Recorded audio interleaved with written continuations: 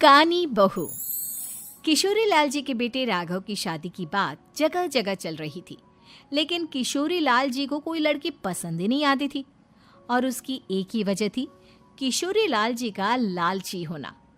उनको लड़की वालों से मोटा दहेज चाहिए था और इसी चक्कर में एक दिन वो एक बहुत पैसे वाले के घर अपने बेटे का रिश्ता लेकर पहुंचे। उस आदमी का नाम था ओम प्रकाश।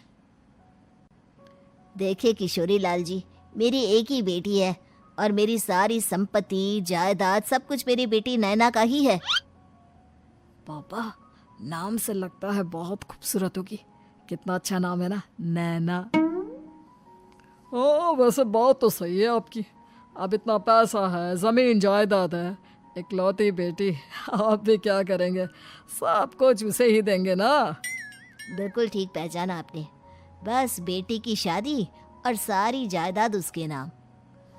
पापा, बिना देखे हाँ कर दीजिए ना। इतना अच्छा रिश्ता फिर कहाँ मिलेगा? माला माल हो जाएंगे हम। मैं अपनी बेटी को बुलाता हूँ। अरे नहीं नहीं नहीं नहीं, आपकी बेटी का नाम नैना है, सुनकर ही लगता है बहुत सुंदर होगी। रहने दीजिए अंकल, मैं तो आपकी बेटी के नाम से ही इतना खुश हो गया हूँ कि उसे बिना देखे शादी करने को तैयार हूँ। अब तो मैं उसका चेहरा सीधे शादी के बाद ही देखूंगा। और इस तरह राघव नैना का चेहरा नहीं देखता और उससे शादी कर लेता है। शादी के बाद अपनी सुहाग रात पर जब राघव नैना का घूंघट उठाकर देखता है तो नैना की आंखें बंद थी। कितनी खूबसूरत हो तुम नैना, जरा अपनी आंखें खोलकर मेरी तरफ देखो तो सही। नहीं, मुझे शर्म आती है। अरे, मैंने तुम्हें शादी से पहले भी नहीं देखा, और अब अगर तुम आंखें खोलकर मुझे देखोगी भी नहीं तो मुझे अच्छा कैसे लगेगा? इससे पहले कि नैना अपनी आंखें खोलकर राघव की तरफ देखती, अचानक से लाइट चली गई और राघव नैना को पूरी तरह से देख भी नहीं पाया। अगली सुबह नैना राघव के लिए नाश्ता बनाकर लेकर आई। अरे ये क्या, आधा पराठा सीका हुआ है और आधा बिल्कुल कच्चा। ये तुमने क्या किया नैना? बहू, तुमने क्या आधा पराठा तवे से नीचे लटका कर रखा था, जो आधा सिका है और आधा कच्चा? मुझे जितना दिखेगा उतना ही तो सीखूंगी ना पापा जी। जहाँ जहाँ मुझे नजर आ रहा था वहाँ मैंने सीख लिया, जहाँ जहाँ नहीं दिखा वहाँ कच्चा रह गया होगा। इसका क्या मतलब है? ये कैसा मजाक कर रही है तुम? अरे बहू, तुमने इतना लंबा घूंघट क्यों लगाया हुआ है?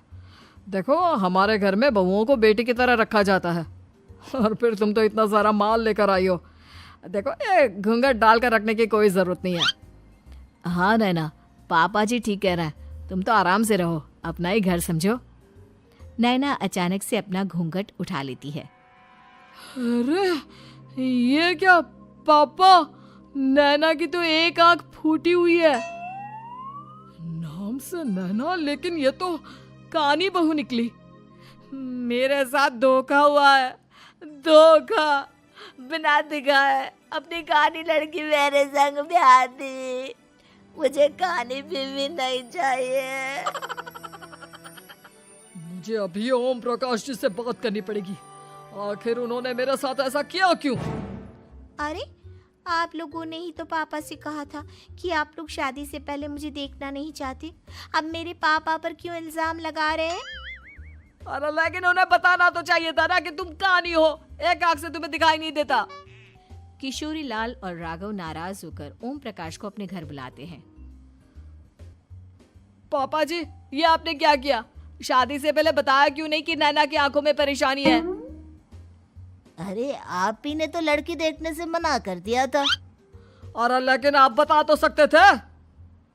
आपको तो हमारी बेटी की प्रॉपर्टी चाहिए थी, वो भी पूरी की पूरी। अब क्या हुआ अगर उसे आधा दिखाई देता है? प्रॉपर्टी तो आपको पूरी मिल गई ना। अरे ये क्या बात हुई? मेरी शादी प्रॉपर्टी से नहीं, आपकी बेटी से हुई है। अब ये तो पहले सोचना चाहिए था, तब तो मेरी प्रॉपर्टी देखकर तुम्हारी जुबान लप लपा रही थी। लेकिन मैं कानी लड़की को अपनी बीवी बनाकर नहीं रख सकता। पापा, कुछ करिए ना आप।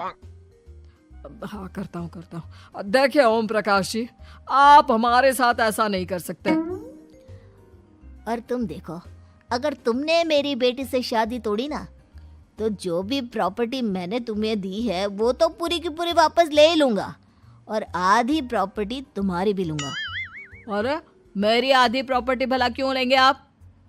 इसलिए क्योंकि मेरी बेटी को आधा नजर आता है और उसकी नज़र अभी तक तुम्हारी आधी जायदाद पर ही पड़ी है। अब तुम उसे घर से निकालोगे तो कुछ तो लेकर जाएगी ना। और अगर हम आपकी बेटी को अपने घर की बहू बना कर रखे तो? तो तुम्हारी पूरी प्रॉपर्टी तुम्हारी ही रहेगी, और जो मैंने तुम्हें दिया है ना, उसमें से बस मैं आधा लेकर जाऊंगा। अरे लेकिन अब आप अपनी दी हुई प्रॉपर्टी में से आधी वापस क्यों लेकर जाएंगे? अगर मैं आपकी बेटी को अपनी पत्नी बनाकर रखने को तैयार हूं तो? इसलिए ताकि भविष्य में अगर तुम मेरी बेटी को धोखा दो तो उसके पास कुछ तो रहे जो पति का हो। वैसे मेरे पास तो बहुत कुछ है, लेकिन अपने पति की कोई निशानी तो उसके पास होनी चाहिए ना। अब अगर तुमने मेरी बेटी को कानी कहा तो तुम्हें प्रॉपर्टी भी कानी ही मिलेगी, पूरी नहीं। जमाए राजा। किशोरी लाल और राघव समझ चुके थे कि वो बुरी तरह फंस चुके हैं और अब उनके पास वहां से निकलने का कोई चारा नहीं है। अब समझ में आया ना, लालच बुरी बला होती है। एक तो तुम्हें प्रॉपर्टी मिली, ऊपर से बीवी मिली, उसमें तुम्हें नखरे भी दिखाने हैं। आए बड़े, चुपचाप बैठो दोनों। कुछ दिनों के बाद नैना राघव की कार लेकर बाजार घूमने निकलती है और जब कार लेकर वापस आती है, ये क्या? एक तरफ से मेरी गाड़ी पूरी खराब हो चुकी है। लगता है तुमने मेरी गाड़ी को किसी दूसरी गाड़ी के साथ एक्सीडेंट किया है। अरे अरे कितना बड़ा नुकसान कर दिया तुमने बहू। वो क्या है ना पापा जी, मुझे एक आंख से दिखाई नहीं दे रहा था, सामने से गाड़ी आ रही थी। मुझे तो सिर्फ आधा ही दिखाई दिया और वो गाड़ी मेरी कार से रगड़ते हुए निकल गई। अब मैं क्या करूं बताओ? आप इसे ठीक कराने के पैसे कौन देगा? तुम्हारे पापा? तुमने मुझसे इस तरह से बात की? अभी रुको। नैना राघव की शिकायत ओम प्रकाश को कर देती है। देखो राघव, अब जो मेरी आधी प्रॉपर्टी तुम्हारे पास थी ना, उसमें से आधी और मैं लेकर जाऊंगा, क्योंकि तुमने मेरी बेटी को डांटा। अरे नहीं नहीं पापा जी, गलती हो गई, माफ कर दो।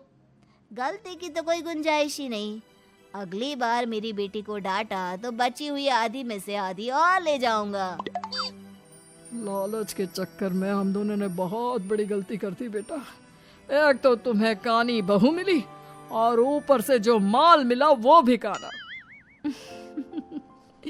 इस तरह राघव की हर एक गलती पर ओम प्रकाश उसकी प्रॉपर्टी का आधा आधा हिस्सा लेकर अपना सारा माल वापस ले गया और राघव को कानी बीवी से काम चलाना पड़ा।